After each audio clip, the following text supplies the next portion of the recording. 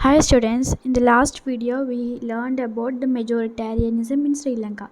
Now we are going to learn about the accommodation in Belgium.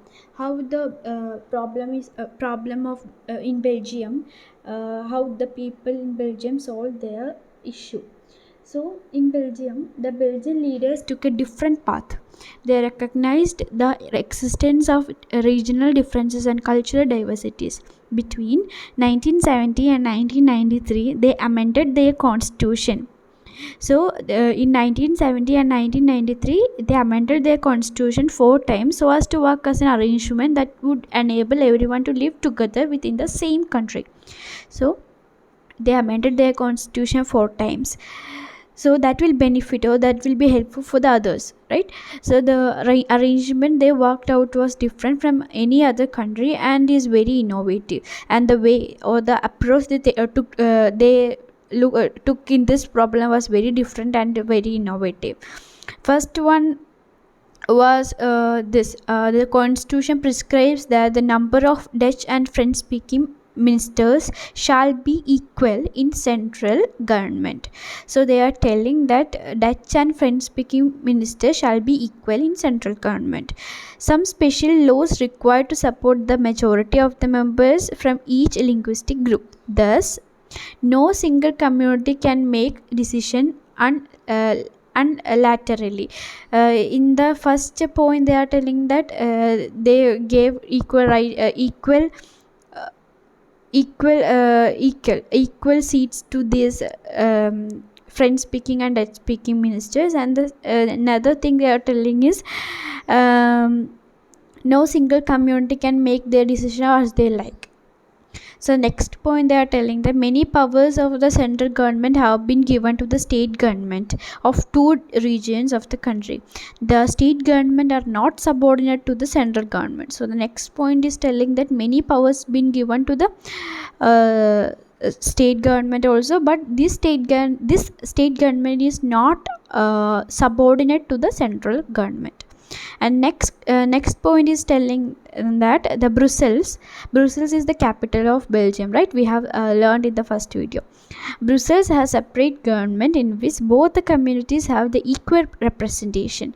The French speaking people accepted equal representation in Brussels because the Dutch speaking community has accepted all equal representation in central government. So in Brussels also, the French speaking people accepted equal representation in Brussels because the Dutch speaking community has accepted the equal representation in the central government.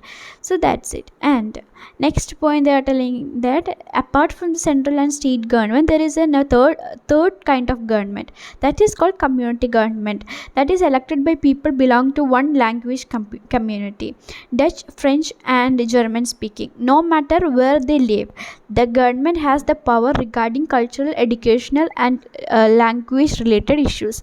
So this third tier of government, that is community government, have the right over their cultural, educational and language related issues.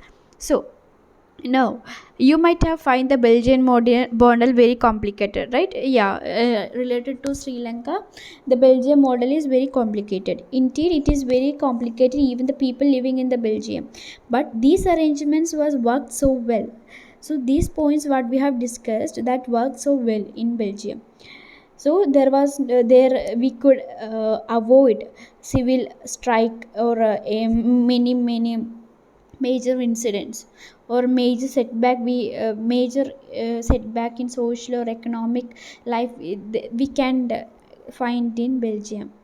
So next, they are telling that yet what do we learn from these two stories? So I also want to ask you this question: what do you learn from this story? In Belgium and Sri Lanka, both are democracies, right? Both are democracies. It is not ruled by any queen or king. So this is a democracy. Yet they dealt with the question of power sharing differently, right? So they solved their problem of power sharing very differently. In Belgium, the leaders have realized that the unity of country is possible only by respecting the feelings and interest of the different community.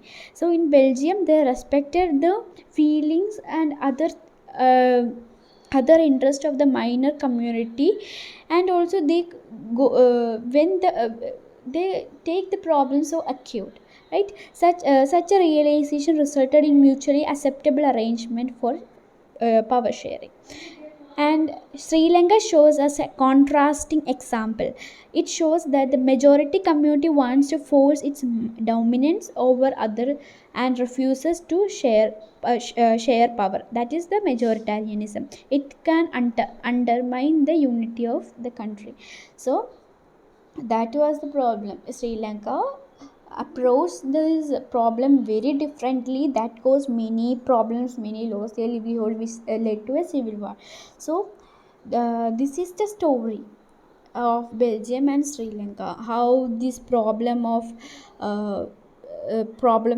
the people, how they solved, how this democracy is established. That is the story about this. So hope you understood the video. So please subscribe our channel, like the video, share with your friends and family. Okay, then we'll continue with the next portion on the next video. See you then, bye.